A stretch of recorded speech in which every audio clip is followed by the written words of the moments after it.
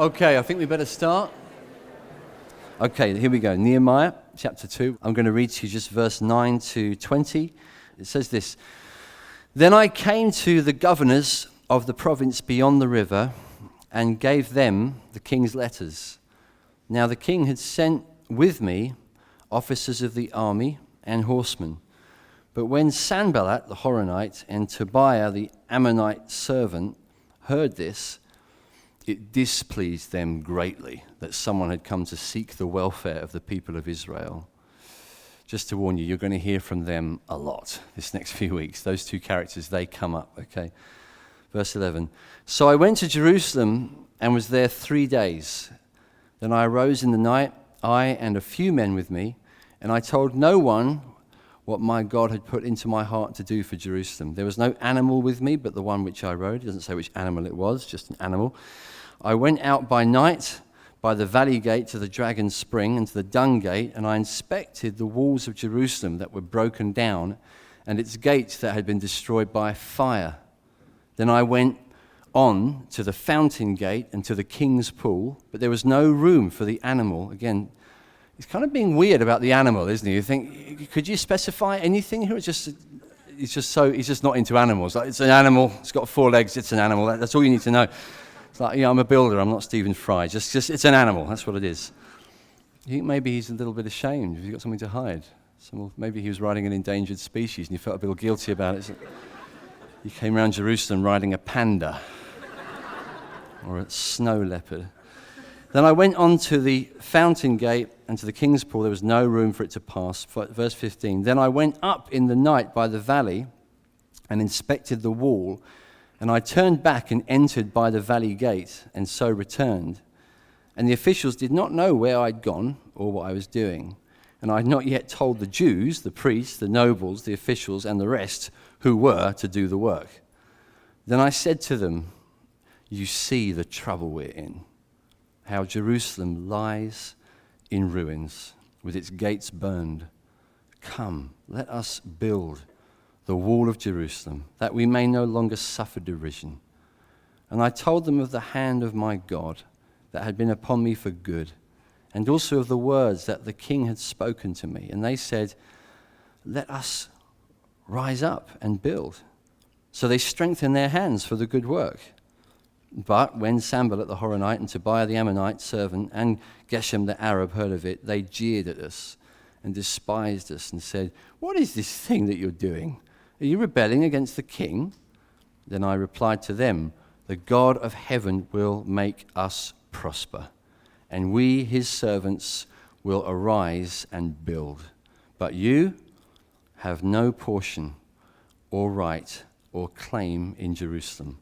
So this is a story about leadership. The whole book of Nehemiah is a classic leadership lesson, and every chapter seems to contain a leadership secret that you could apply whether you're working for a church or whether you're working for Asda or Apple or whatever. You've got here principles that can be usefully applied. It's not the only way to use Nehemiah. It's a bigger book than just that, but it's still very helpful on those things. And here you have some big leadership lessons all packed into just a few verses in this little part of the story. So we need to just unpack them in the time we have. Let's look at what we can learn about leadership, because all of you are leading in different ways. You may not see yourself as a leader, but you all lead a life. You all have responsibility. You all have influence. Maybe you don't realize it, but you do.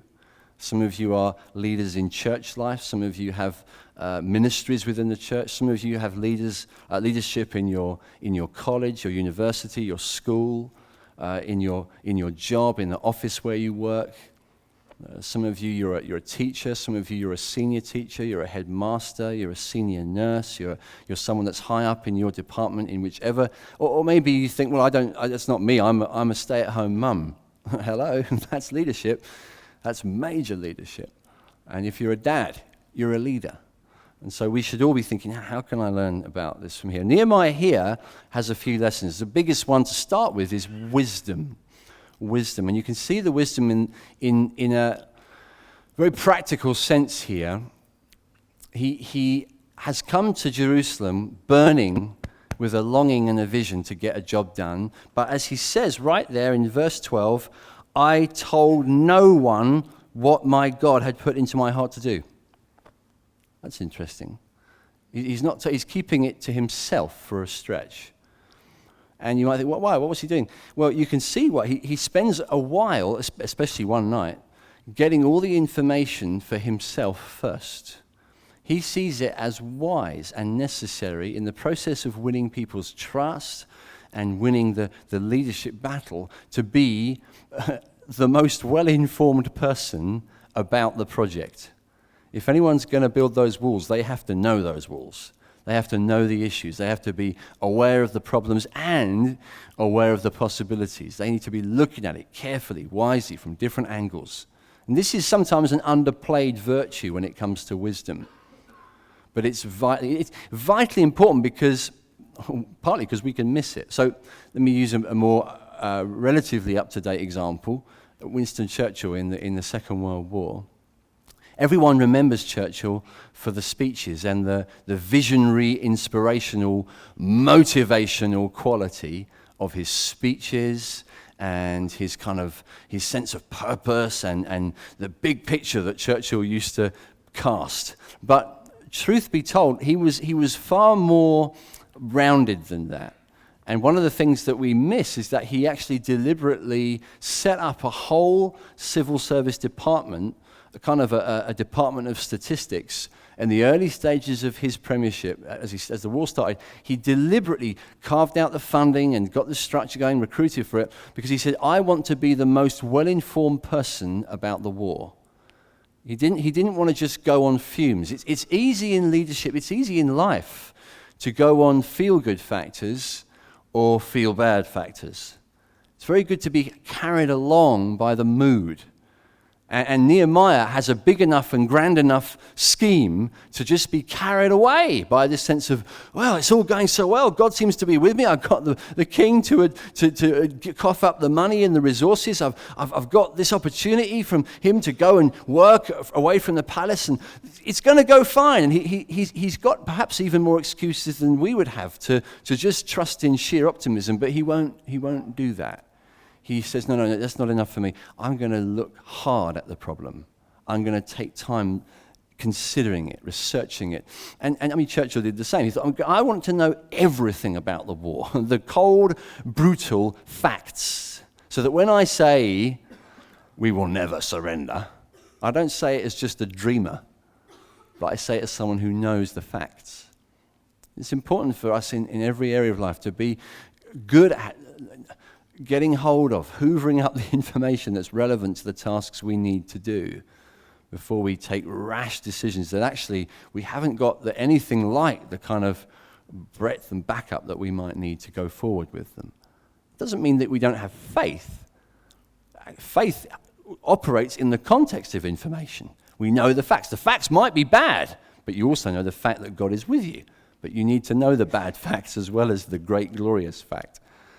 And this is such a huge part of how we lead. It helps that I think Nehemiah is a classic ISTJ. I don't know if you guys have ever looked at Myers-Briggs profiling. It's kind of some of you work in personnel, or most people, I guess, these days have come across this kind of stuff. I think he's that kind of personality. He's definitely an S, because when you read those verses, it's not like he's a kind of an intuitive guy. He wants detail. You read these verses about exactly where in the wall and where, all this description. I mean, I can't even work on it. It's just because I'm total N. I'm the opposite. I'm like big picture intuitive, and I need lots of S's around me to balance me out. Because I'm the sort of guy, if I wind down my window and ask for directions and the person says, well, you need to turn right at the lights, and then you're 311 yards up there, you turn left, and there's the traffic lights there, and then there's a school there and a pub, and there's a pub. I'm like, is it that way? That would have been fine. That's all I need. I'll ask when I get lost again. It's just, I just can't cope with the detail. I just can't. And I know if you're an S, you probably want to say to me, we don't all sound like that. But you definitely do to me. That's what you sound like to me. Just this amazing capacity. And he's got it. I mean, let's look at this map just throw it up on the screen. This map of the Jerusalem of his day. And he does this. He's describing this journey around here. He's inspecting the part of the wall that's hardest to inspect. So he's doing it privately by night. It's harder to do it because it's more vulnerable to enemies. And so he's looking at it by night carefully. But this whole description is very detailed. And by the way, just as an aside, archaeologists, not Christians, just archaeologists, Christian or not, have dug all this stuff up, looked at Jerusalem and looked at this description in Nehemiah chapter 2, and they've said this is such a helpful, accurate description in the Bible of the kind of stuff we dig up. Some of you never really thought like that. You think, well, you come to church and watch us nice Christians, get carried away with our fairy tales, but one episode of Time Team and our faith would be gone. Because we just, it can't stand up to reason, it can't stand up to facts. But no. Time and time and time and time again, people who've actually done some science, done some archaeology, and looked at how it possibly integrates with Scripture, found out, wow, that fits with this makes sense. It holds together. Like characters in this book, you might think, well, Sanballat, well, that's a nice mythical name they've just made up. No, he checks out. He's in lots of other sources from the time. These are real events, guys. These things really happened. Maybe you've come here today assuming that Christianity is basically a myth and we're basically holding on to legends. This stuff checks out. That's just an aside, but it's important to see that. So Nehemiah's done his research, and now he's going to present. He's going to Dragon's Den. He's going to, okay, guys, here is the big project. Here's what I want to do. And it's worse than Dragon's Den because these guys have been burned. They've been through a few. I bet it's not hard to imagine there would have been a few Nehemiahs, guys coming in with a messianic complex. We got to build the walls, man. We got to do this. We got to build the walls. I'm the hero. And it's all fallen apart because God wasn't in it, and the guy couldn't really lead it. It was just all froth and no real substance. And they've seen them come and go. They've got used to it. And we'll always be this way, really. And Nehemiah's got to convince that room of dragons. And somehow it happens. And this is a miracle. This is a bit like the miracle when he spoke to the emperor and asked for resources to build an illegal city. It happens. It's God's hand with the man, and he works hard at it, but let's look. This is difficult. It's always difficult for a leader to stand before people and ask for trust. That's a challenge anywhere, any place generally. I'll give you 3 quick reasons why. First of all, there's what I call the frog in the kettle syndrome. You know that process where a frog boils to death. If you stick a frog in hot water, it leaps out. But if you stick a frog in cold water and then gradually take it up the temperature, what they say is it just stays in there not noticing the change until it boils. And that's so true of many institutions and organizations. It's true of lives. It's true of marriages. It's true of families. What we can do is not notice because the changes take place by increments, and we just watch. Well, we don't watch. We just kind of take our foot off the pedal, take our eyes off what's going on. We're oblivious to the reality. And then someone like Nehemiah comes in and says, it is a disgrace. In fact, you look at what he says there in verse 17. He says, come, let us build the wall of Jerusalem that we may no longer suffer derision. It's a strong word. He's using a big word there because he wants to remind them of their destiny. They're not meant to be suffering derision. They're the Jews. They're the people of God. These are the Hebrews, the ones who came up out of slavery in Egypt, went through the sea, went through the river Jordan on dry ground. They are the miraculous people of God. And here they can't put up a wall. They can't build a city with any kind of credibility. They're always just putty in the hands of their tin pot dictator enemies who surround them and laugh at them constantly. It's no way to live, it's no way to be the people of God, thinks Nehemiah. I'm going to call you on it. He brings it to them, and he I'm sure, in an incredibly humble way. Notice the way he says we, us. He doesn't say you and your problem. He gets on their level. He's humble about it, but he says, "Look, guys, this is a real issue. We can't settle for the way things are." And the frog in the kettle for us isn't, it's nothing to do with walls, city walls. Brighton, doesn't need walls, neither does this church. in the sense that this city did, but the Church of Jesus Christ is a joke today. And we can go through our Christian walk complacent about that, knowing it and yet just putting it in the back of our minds. Even when God uses newspaper headlines to scream at us to get our attention, when some, well-known clergyman gets that publicly and says, well, within a couple of generations, Christianity will be gone. That's God trying to get you awake. That's smelling salts. That's Nehemiah in your face saying, this isn't good. Because God loves his church. God has a plan and a passion that you could not understand. He has a fire in his heart for the glorious church.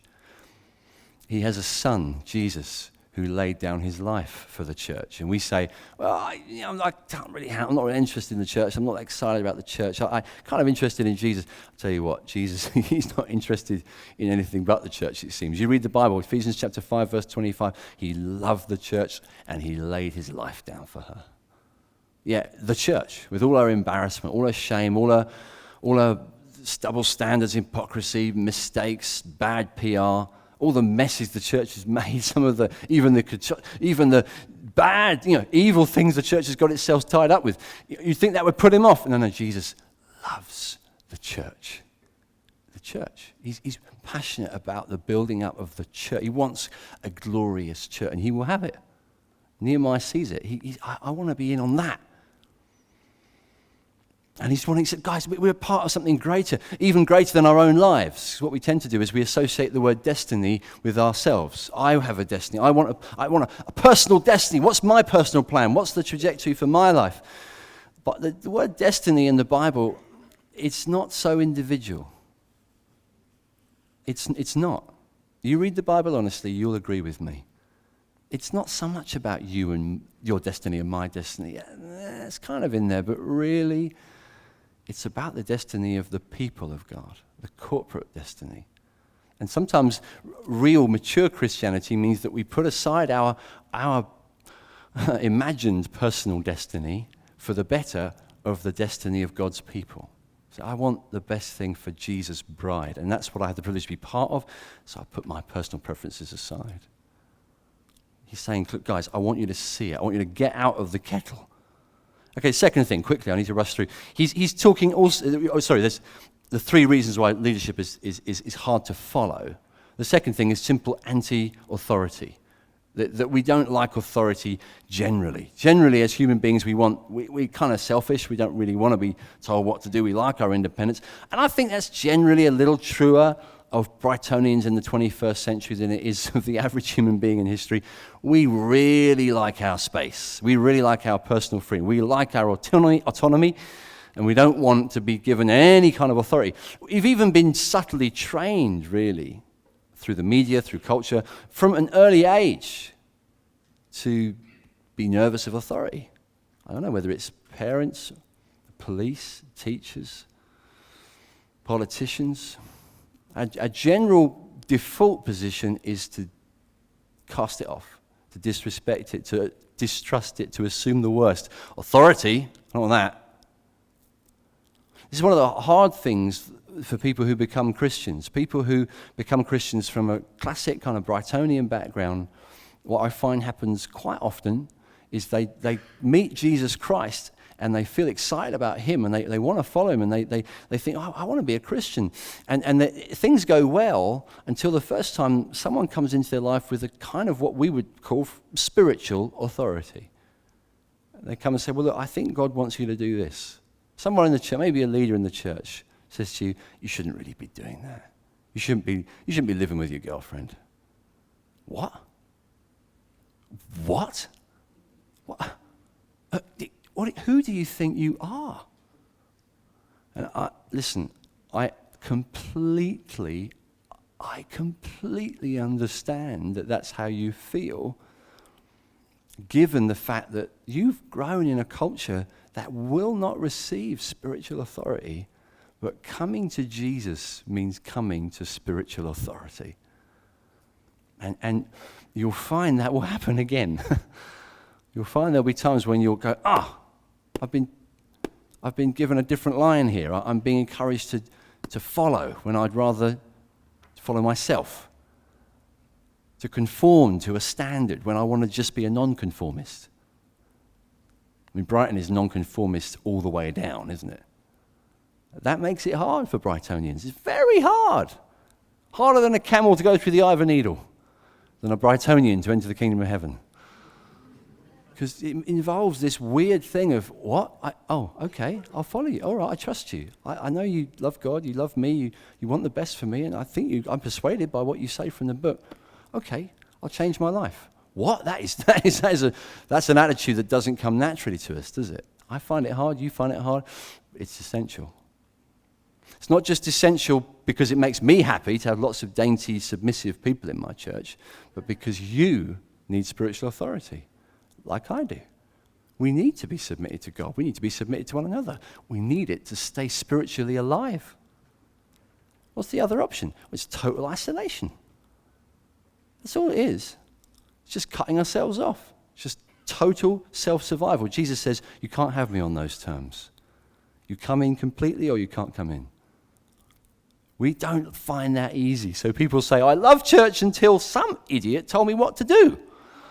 And then we have loads of people in Brighton who, I tried that church, I tried this church, I tried Jesus, but they didn't necessarily get that close to Jesus. They got excited about something that happened, but the real Jesus says, come follow me. Follow me. Follow me. There's authority involved. There's submission involved. We can't put that aside forever. That's childish. It's consumerist. It's not real. So we got an issue there. And the third thing, quickly, what about if you've been burned? So firstly, we struggle with following leaders because, we might not see the need. We're not alive to the problem. We're like frogs in the kettle. Second, we hate authority as a rule. Thirdly, maybe if we tried coming under authority, last time it happened, we got badly burned. And that happens. In fact, that's probably happened to many. That's happened to some in this room. That's happened to people watching this video. You've been in some situation. I don't know if it's a church or mums and dads or wherever, teachers. I don't know, your boss, where actually authority has been trusted and it's been abused. And you're hurting. And when I say to you, come on, you need to follow those in authority, you're saying everything you say right now feels painful. Because all I can remember is how I trusted and got and regret it still. And I can only say two things in the time I have. Just quickly, first of all, I sympathize. I sympathize. I know what it's like. Church is hard. Following people is painful. You'll get disappointed. You'll get let down. You'll get hurt in church.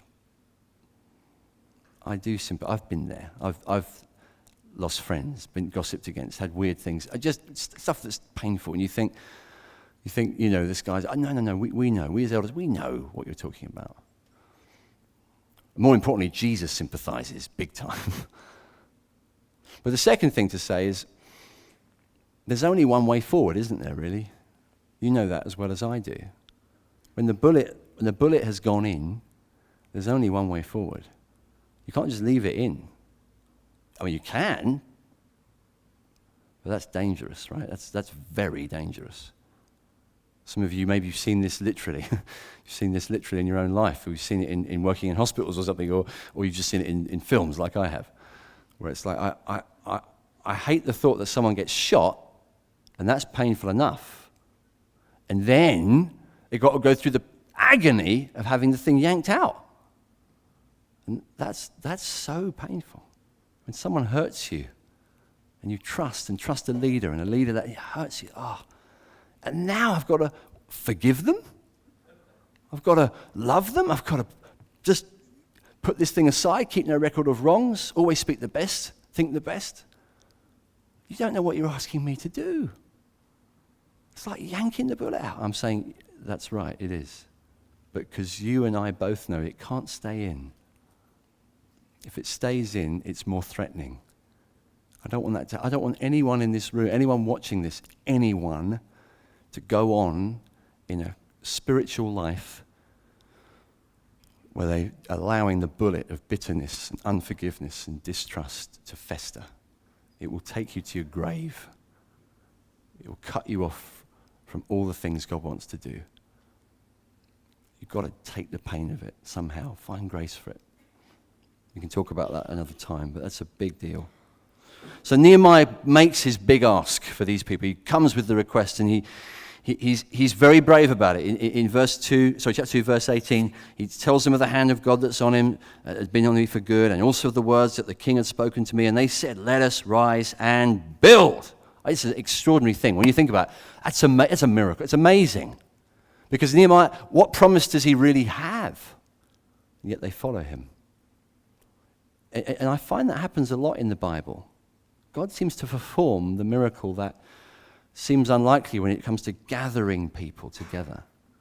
It reminds me of that story in Numbers chapter 10 that I find quite funny, where Moses, leading the people of Israel through the desert, comes across a friend, a relative, and says to him, come with us, we will do you good. And this guy, what Moses is offering him is interesting. Because if you've read the books of Exodus, Numbers, Deuteronomy, you'll know that these people with Moses, they were not promising. They were horrible people. He had 2 million of them. He was leading this whole crowd of refugees up out of slavery and saying, okay, we're going to the promised land. And God did miracle after miracle. He did so much good for them. What were they like? They were awful. They were arguing, bickering, accusing, grumbling, condemning, attacking, dragging Moses down. His life was a big burden, carrying this sorry bunch of miserable people out into the promised land. Weird people as well. They didn't eat normal food. They ate this stuff that came on the ground that they didn't know what it was called, so they said, let's call it, what is it? It was what manna means. Just stuff, it was like Frosties, basically. It was like flakes with sugar, it was Frosties. And they ate Frosties every morning, but bits of Frosties all over. I hate the Frosties. All this manna is everywhere. Nasty. When you get bits of, and bits of quail in their beards, and just weird stuff like that, and following Moses around, but not really following him, hating him, in fact. And saying, well, you're not as good as Pharaoh. We want to go back to Pharaoh. And Moses says to this guy, come with us. We'll do you good. And you think, Moses must have looked such a freak saying that. What's good about them? But he says it. He says it. God's made promises to us. That's why he says it. There's nothing special about them. And I want to say this to all of Brighton, to every site, to every part of the city and beyond. I want to unashamedly say, on behalf of the Church of Jesus Christ, come with us, we will do you good. Come with us. You say, well, I'm not even religious. Come with us, we'll do you good. I'm not that impressed with what I see in this room. Neither are we, actually. I'm not impressed with what I see in here. Still, I say, come with us, we will do you good. Why? Because God's with us. Have you ever considered the possibility of a community on planet Earth that has God with them? That is something else. You should have been with us these weeks. There's hundreds in this room crying out to God, many of them giving up food for days, giving money away, pouring their lives out, pouring their hearts out in prayer, serving the poor, pulling up their sleeves and doing all they can to bless the city. Why? Because God is with us. Getting our prayers answered, seeing miracles, praying for the sick, praying for cancers and seeing them gone. Because God is with us. God's with the church. The church, what, the embarrassing, lousy, weird community on the margins of society that's just an anachronism from another century and gets a little slot on Sunday afternoons that we all watch while we should be doing our homework.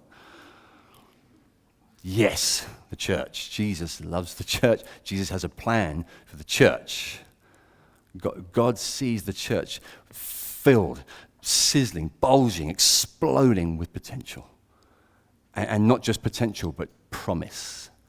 Jesus looked at a crowd of weird Galilean fishermen and peasants when he was preaching in the hills outside of the town where he was brought up. And it says in Matthew chapter 5, he looks at them and says, you are the light of the world. You, what, us? What's special about us? Jesus is what's special about you. Jesus, the presence of God. God with us by his Holy Spirit. God with us by his Son. God in the camp. God doing things. God answering our prayers. God giving us hope, giving us future, giving us a sense of purpose in life. So we're not just aimlessly watching the world go by, wondering what it's all about. We found hope. We found purpose. It lines up. It makes sense. It's filled with truth. It can be persuasively argued for. And we know there's destiny in it. There's a city that God is building, a glorious new Jerusalem that will make all sense of history. And we'll look back and say, this is what God's story had been all along. We know where history's going. We have a part to play in it. We're on an amazing journey. We don't know everything. We've got a lot to learn. We don't. We've got loads and loads of screws missing. We are really, really, really in need of help, but we know God's with us. Join us. We'll do you good. It's good. It's good. That's what we would say. That's what Nehemiah's kind of saying here. I know it's a crazy thing, but I really believe, I know he's with us. And look, here's the plan. Here's the purpose. And he starts to win them over. And really, he wins them over because of God. God does this. God joins people together. It's not really a human thing only. You see it in lots of parts of the Bible, where God joins people to one another. A very powerful thing. People who are very gifted, some of them would have their own leadership, their own ministry, people who could follow their own star. I'm going to do this, I'm going to do that. There's a place in the book of Chronicles, 1 Chronicles, chapters 11, 12. Those are two of my favorite chapters in the Bible because it lists all these extraordinary heroes, these just giants who did incredible things. They did these amazing exploits that surprised everybody, and most of them military exploits. And they came to one man, David, and they said, God's with you. And they followed him. And it says, the Spirit of the Lord came upon Amasai, chief of the 30, and he said to David, we are with you, son of Jesse, because your God helps you. We are with you, heart and soul. It says the Spirit of God did that. I can't do that. The elders, we can't make people follow us. We can't make the church just integrate and knit together. Only the Holy Spirit does that. I've seen it so many times. Sometimes in points of the story where I've thought, this isn't going to work. That was a terrible sermon. That was a bad week. That was a bad decision. That was a bad meeting. People are going to, we can't win people that way. And God just does wonderful things. I've found years ago when we started New Day. Many of you know New Day, huge event with thousands of young people that gather across the nation. We started it 2004. The year before that, I gathered the youth leaders that I knew and said, right, I've got this plan, got this vision. I did the Nehemiah thing. I tried to gather them, tried to tell them the plan. And I was ready. I was like, this is going to be my Henry V moment, my friends, or Julius Caesar, whatever you want, the kind of the moment where I gather the multitudes to my voice. I was really excited about casting the vision. They're all going to be spellbound and inspired. I got up and it was awful. And more awful than I've ever known anything. Some people would not have, everyone would have thought, well, it's just normal. But for me, I was having a coughing fit. I couldn't talk. I literally asked someone else to get up and read my notes. It was awful. It was so embarrassing. I honestly physically felt like I was going to die. I felt like this is going so bad. And this is the most crucial meeting I have ever done, ever. And I'm killing it now. It's dying in front of me. What have I done? I just sat down so dejected. I looked around the room and there's people kind of wiping their eyes. And someone comes over to me and says, I came to this meeting completely against the idea of doing New Day next year. I'd written it off. I just thought, what a stupid idea. But listening to you talk just now, I'm going to have to completely change my whole plan for next year. I have to go back to my church, change the whole program, change the whole strategy. That happened to several people in that meeting. The whole thing started from what I thought was a feeble moment. Because God builds his army. God works by his Spirit. Sometimes when we think that we're at our most pathetic, he uses our weakness. And God builds his church. God does it. God joins hearts in a lasting. I've seen it in this. I've got guys in this team who I know it's like God's joined our hearts. I get emotional thinking about it. I genuinely do, because it's like, this isn't just we're mates. This is significant. God's put us on a team together. We're learning, we're growing. It's like, wow, I want to be part of this. It's awesome. It's amazing to be part of God's church, to be joined in harmony, joined organically as a body for his purpose. And when you know that God's doing it, it changes everything, surely. It changes our need to be impressive, our need to be someone else, to be him, to be her, to do everything perfectly, because we know God's building this. Jesus said, I will build my church. Wow, talk about the weight off your shoulders. He's going to do it. And it's so wonderful because it also sets you free from some of the selfishness that we come into the church with. See, these people, they got hold of it. They understood what it was about. They said, no, we're in. It says, let us strengthen our hands for the work. Let us rise up and build. They understood. We are not rising up to get our needs met. Nehemiah didn't say, come with me, I'll meet your needs. Come with me, you'll love my church. Come with me, the meetings will be just what you like. He said, come with me, I'm on a mission. Come with me, God's called me to do something. Let's do it together. So people come into churches and say, I'm so glad I found this church, because in this church, everyone is friendly to me. But they won't be. Not forever. I love this church. I found this church because in this church, I just know I'm never going to fall out with anyone here. I never do. Everything's so friendly and warm. There's such a presence and a happiness and it's just so wonderful. That's what I love about this church. It won't be. You'll get hurt, probably. You will. You'll get hurt in the church. I love this church because I've last found a church where I agree with everything the elders always say. Not for long. That's what I found. Not for long. There'll be some decision we'll make, something we'll preach, and you'll just think, I thought I'd found the perfect church. I love this church because the meetings are just exactly how I think meetings should be. And they won't be. They won't always be. Even if right now you're thinking, this is exactly how I think it should be, they won't be. They won't be. They can't be. Because we didn't get together as a team and say, right, the one thing we must do is please this person, and isolated your name from the membership list. So whatever we do, we've got to make sure this person is very pleased with everything we do. That's the purpose of this church. That's the plan. That's the vision put on the website. Church plan, please person X. There's one person X that we're pleasing. And he sent us on a very clear plan, very clear mission. If you want to help us with that, if you want to help build the walls, if you want to help us see a glorious church, if you want to help us reach the 97% of people in this city who don't go to church, please join us. Join us in every way you can. Sign up, pay up, get stuck in. If you want a church that's here for you, I don't know if we'll help you for that long. We will help you.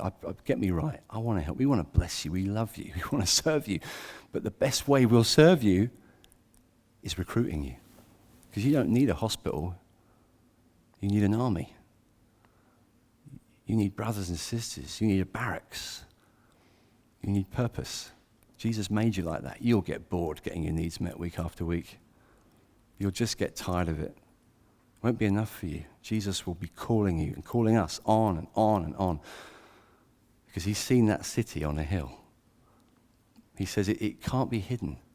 This light, it won't be hidden. The prophets saw it in the Old Testament. They said, distant kings will come to your dawn. They'll see the brightness of Zion. They'll see God in his church, and they'll be so lost in wonder. They'll get on boats. They'll travel from afar to see, to be there. That's the purpose. That's the destiny of the church. I know it's got a checkered past. I know there's mistakes and horrible embarrassments, but God's plan for the future is a magnificent church. It will take your breath away. It will take some people's breath away. It says 10 people will fix their hands to the clothes of one of God's people and say, we've heard that God's with you. Can we come with you? That's in the book of Zechariah. That's the purpose of God. Help us build it. Don't spectate. Don't be a passenger. Don't just watch. Give your heart. Come with us. We will do you good. We're going to build God's city for him.